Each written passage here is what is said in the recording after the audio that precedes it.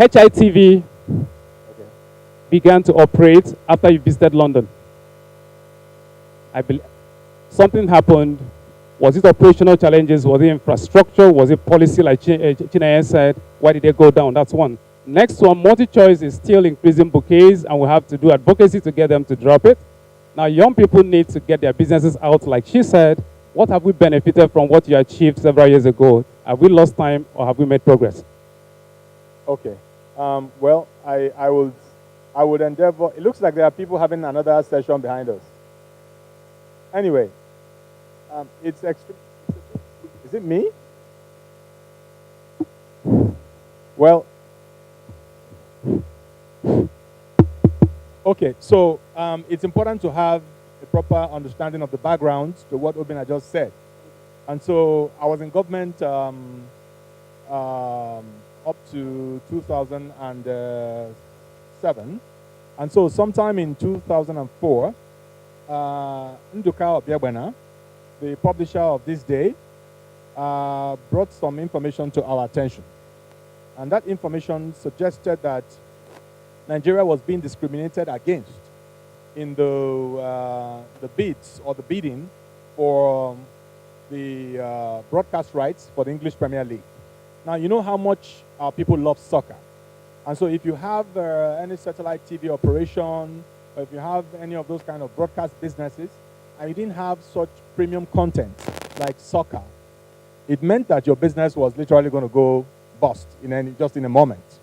And so when this was brought to our attention, we could not understand why Nigeria, with its population, and then, would be literally barred from participating in even the bids, just the bidding process for this English Premier League content.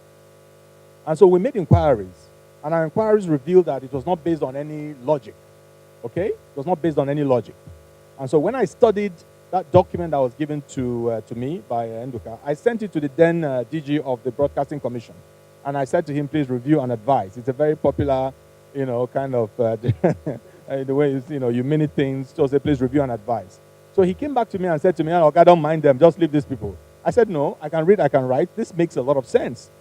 The effect of the monopoly that the South Africans enjoyed meant that they could charge whatever they wanted unchallenged.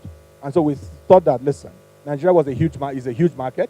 We have at least as at that time, we had the largest number of even TV sets on the continent.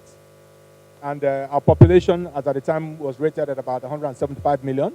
And at that point, it was also estimated that we had about 44 million TV sets.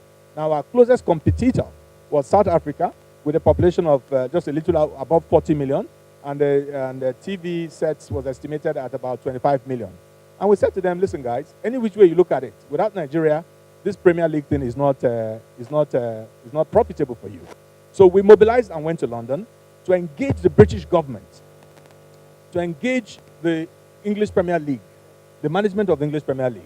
And the idea was to try to find out if there was some other information not available to us, for which reason Nigerians were not allowed to participate in the bidding process. And we found out that it wasn't based on any real reason. It was actually based on blackmail by South Africans at the time, suggesting that Nigerians didn't have the capacity to manage that kind of content and all sorts of things that were said. But we were well prepared. And on that delegation, we had Ben Bruce, we had, I think, Tony Radia. We also got the bankers in from UBA, from EcoBank. We had John Momo of Channels TV. Just, the brightest in that area. We moved out there. And then, of course, the people from the Broadcasting Commission, and then also from the Video Censors Board. And we made a very strong case to say that, listen, we're not asking you to dash us content. All we're asking for as a nation was that we should be accorded the respect, basically even being allowed to bid. And if we failed through a transparent process, we didn't have a problem with it. And so they thought it was a joke. Unknown to them, before we went there, I had even changed certain guidelines within the Broadcasting Commission to make it illegal for anyone to acquire content which Nigeria had not participated in bidding for, to broadcast it in Nigeria. It was going to be an offense. And indeed, that if we had a way to confiscate it, we'll confiscate it, and we're going to transmit it, give it for free to everybody. So when after all the shenanigans, they were sort of arrogant. It's about their shareholders, and we were pushing that we had the population.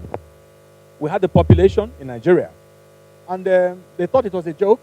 And I said, well, you can satisfy your shareholders. You're not going to broadcast this in Nigeria if you don't allow us to even bid for it. And we would seek ways to keep our people entertained. And so we literally staged a walkout at the time.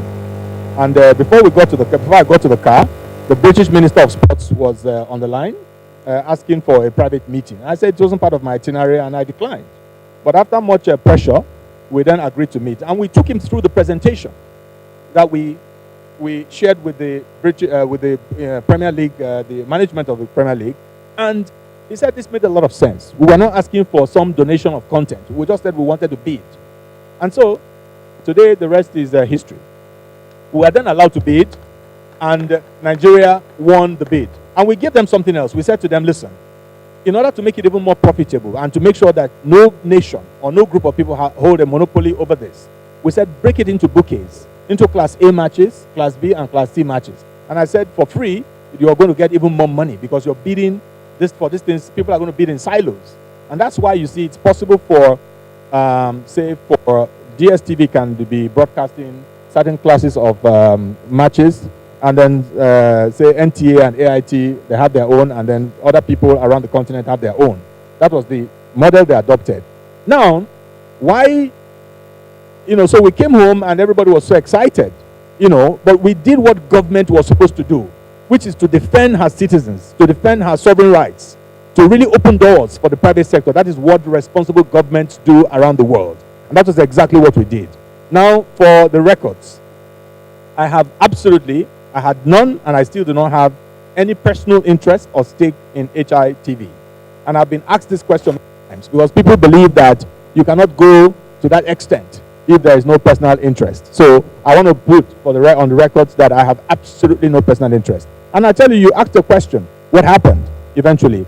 What happened was that Tony Subai, the gentleman behind HITV, with the support he got from GTB and the support he got from so many other people, I don't want to mention their names now, but I just think they have a right to privacy, he mismanaged the company. He mismanaged the company, mismanaged the funds of shareholders, and eventually he fell in breach of the agreement he had with the English Premier League. And it sort of proved what the South Africans said, that Nigerians did not have the capacity to manage it. And so, again, they took it back. And today, MultiChoice is back to having the monopoly that we broke sometime in 2005 or thereabout. We broke that monopoly, but they're back to having it. And that is why they just raise the figures at will and just change things. And so, to the other aspect of your question, if I may, it's important that it's important that young people acquire the necessary expertise required to manage businesses. So sometimes it's not so much like you don't have the support you require, or so much because you don't have the funding you require. GTB was behind this guy. GTB was behind this guy. This guy had the passion, but he did not have the personal discipline to actually stay the course and manage this business. He did not have the personal discipline to respect the funding support he got from these financial institutions and from individuals. And so I just want to urge you that sometimes delayed gratification is probably the best bet for you. Do not think that once you land something big, then you have arrived. And therefore you go to town, you change your shoes from black to green, and change it from green to red and to yellow, and you start dressing in some funny ways, and you begin to go to places you should not normally, or you begin to keep the company of people you should not normally keep, or begin to eat the things that are even unhealthy for you. You need to continue to have the personal discipline to grow the business and to really stay the course in order for you to remain successful. Otherwise, that success will be fleeting, as is the case with HITV. Thank you. Thank you.